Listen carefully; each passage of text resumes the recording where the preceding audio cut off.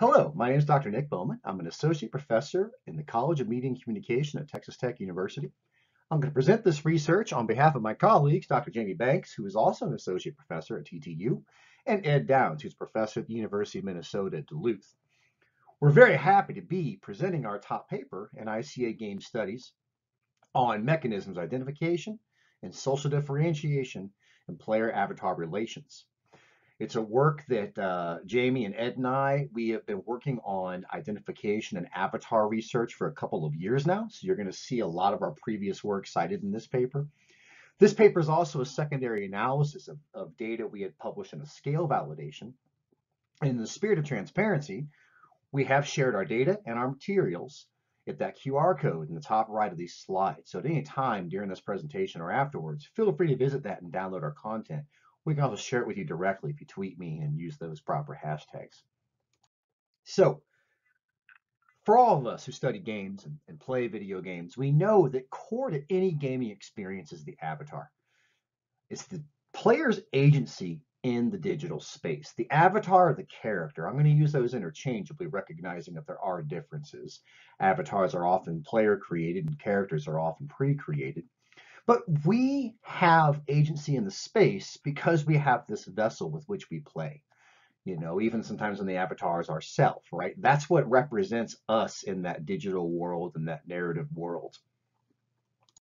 As such, we know avatars and characters have become incredibly important to understanding how we play games, how games affect us, and what we do in those game spaces. And there are different approaches to understanding this connection with avatars. And one of those is the Monadic Approach. This is an idea that the player and the avatar psychologically merge. They become one. They become one unit. They become one and the same, at least temporarily. This is what we commonly would call identification. But then there's also the dyadic approach, that I'm sitting in this chair, that avatar is on screen, we recognize each other, or at least I recognize that avatar, that character as something separate, but we still play together, right? We still have a connection. And these approaches, the monadic and the dyadic, they seem to clash with each other. It seems to be one or the other, right? You've got Banks's work on player-avatar relations, and you've got Klimt and Lewis and so many other scholars who talk more about the monadic approach. And we're going to propose in our paper that it can, of course, we think it can be both. So when we say identification, I want to be really clear. Identification results from the psychological merging. It's a monad. It's where you have player and avatar become one. That being said, oftentimes in identification research, we're not studying identification. We oftentimes are studying things that are a little more specific. And one of the things that Ed did, Ed Downs and myself and Jamie a couple of years back, is we demonstrated that identification is really polythetic. And what we mean is there are different mechanisms by which somebody can identify with something else or somebody else. There's value homophily. I might respect the way that that character sees the world. There's embodiment, where I feel like I am putting my corpus inside that corpus. The notions of progressive embodiment and sensory immersion, we've seen a lot of the VR research. But even perceptually, I might feel like I'm embodied in a character, a first-person perspective, for example. There's physical similarity. I might just see the character, the avatar, and we look very close to each other. We look a lot like each other, whether because I created it to look like me or we just happen to look alike. There's a wishful identification. It could be the case that there are things that that character or avatar does that I wish I could do. Be a hero, be confident, be smart, be, these type of things. There's perspective taking, or I might see the world or see problems in the shoes of another agent. And then there's just simply liking the character.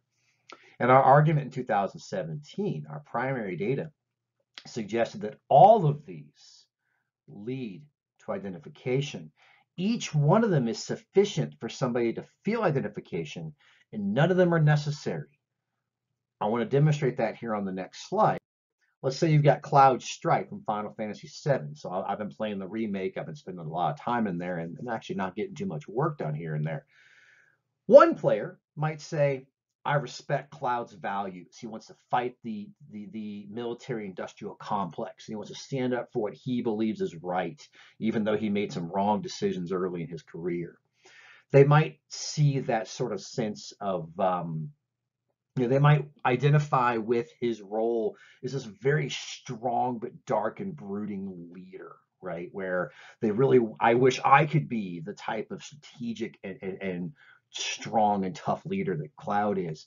And I might simply like the character. And so I might start to come to identify here through these three mechanisms. But then another player might play the same game and they literally feel embodied by Cloud. The person has a big sword like Cloud, and they feel like when they make motions, Cloud makes motions. And maybe they just look alike. Maybe the player is blonde haired and blue eyed and has spiky hair. As a reason I'm wearing a toboggan right now is because my hair is a little longer than it should be. And that player also identifies.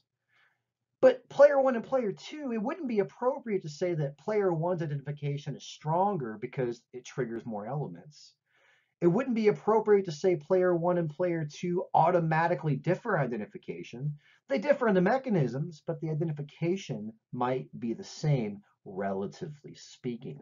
And that's what we mean by a polythetic approach. And I would really encourage you to read that Downs et al. 2017 in the Journal of the Psychology of Popular Media Culture. And we're happy to talk about that and debate it with you. But identification only represents a partial view of the player-avatar relationship possibilities.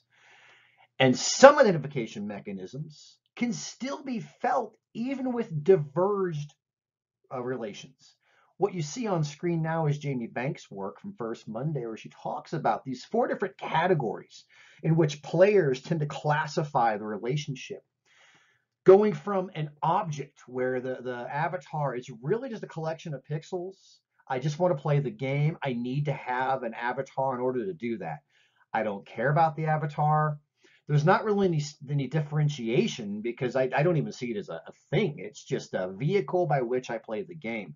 Very low intimacy. The player has all of the agency because I'm just in there fighting and winning, and I just want to use the chess piece to get through the puzzles. Then you've got avatar as me. Well, that's the monad. That is identification. That's social play. Play is practice. That's where I feel as if I have taken over the avatar. We have merged together. And the point we're making, the point Banks makes, that's only half the equation.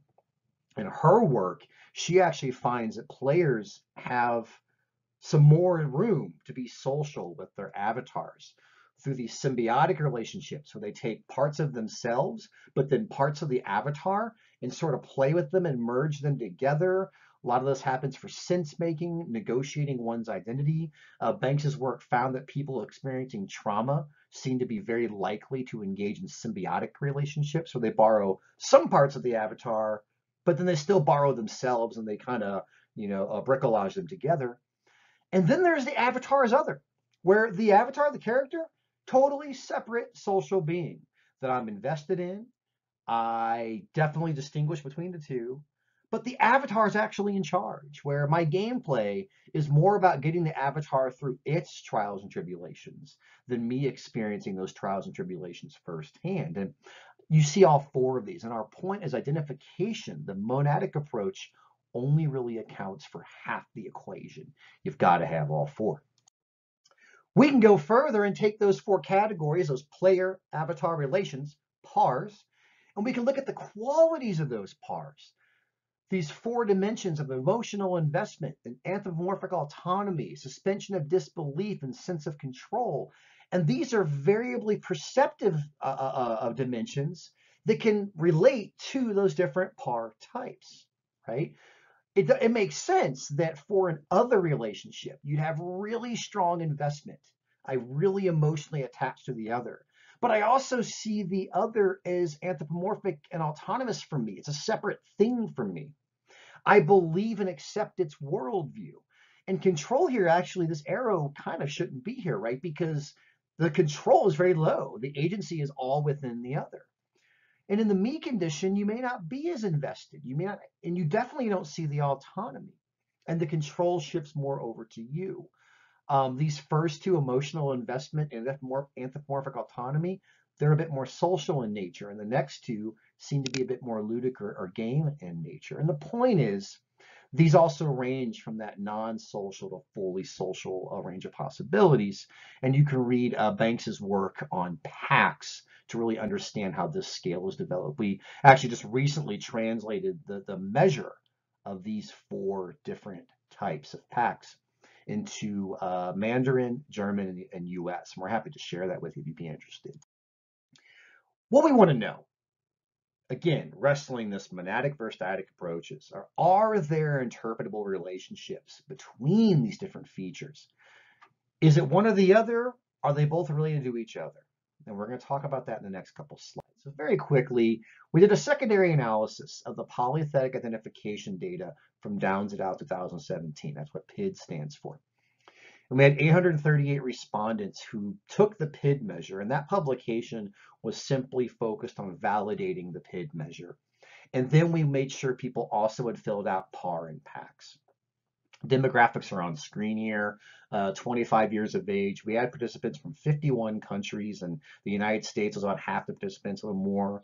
A lot of males in the study, so we of course recognize some limitations in terms of representing all gamers. And the people played about 12 hours a week.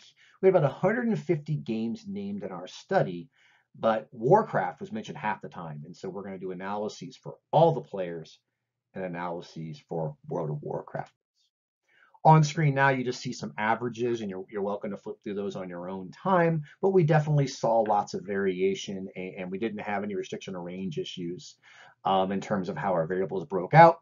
And like we've seen in past research, object players are usually the most common.